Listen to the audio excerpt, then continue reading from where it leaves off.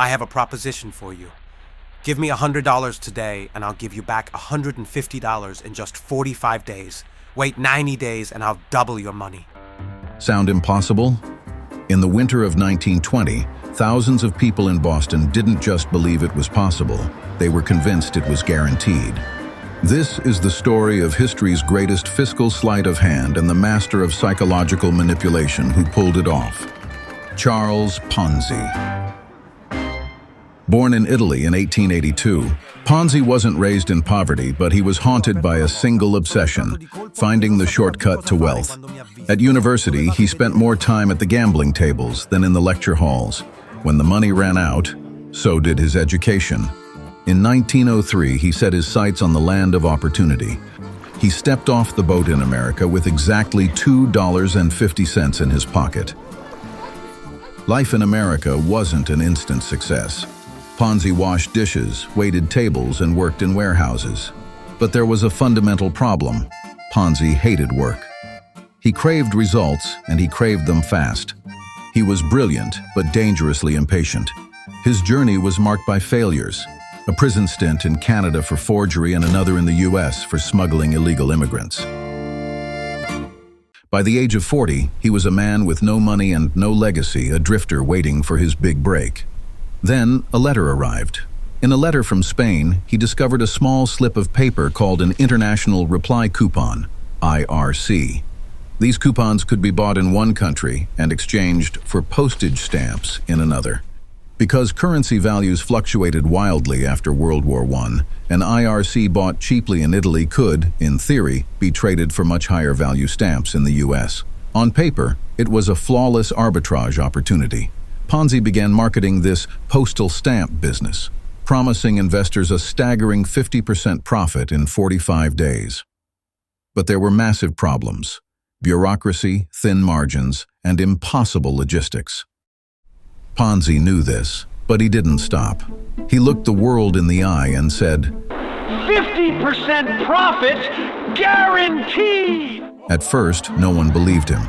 But then the first wave of investors actually got their money back. The word spread like wildfire. Ponzi was paying old investors with the money from new ones. The unsustainable carousel had begun. The scheme worked like this. He didn't make any real investments, none at all. When new investors handed him their cash, he simply took that money and gave it directly to the old investors, telling them it was their profit. It made everyone think he was a genius because people were getting paid. But in reality, there was no actual business earning money. He was just taking cash from person B to pay person A. By the spring of 1920, lines outside Ponzi's office stretched around the block. Cash was flowing in at a rate of $250,000 a day. Mr. Ponzi was now a folk hero. He moved into a 20-room mansion and bought a local bank. People compared him to Christopher Columbus. They shouted, You discovered the money, Mr. Ponzi! But the math didn't add up for everyone. Clarence Barron, a renowned financial analyst, started asking questions. His conclusion was devastating.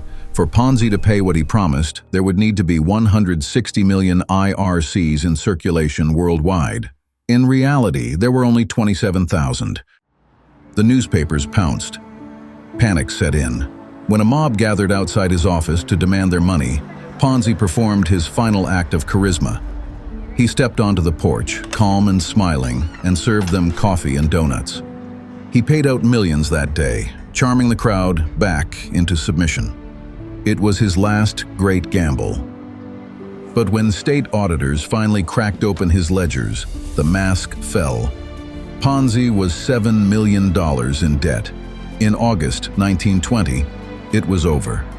Ponzi surrendered, leaving thousands of families destitute. Even in prison, his narcissism remained intact.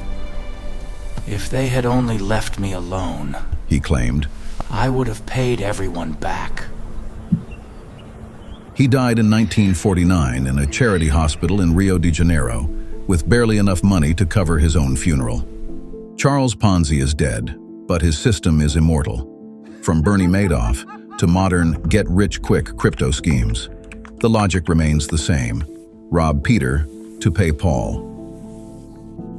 History teaches us a harsh lesson. If an offer sounds too good to be true, it almost certainly is.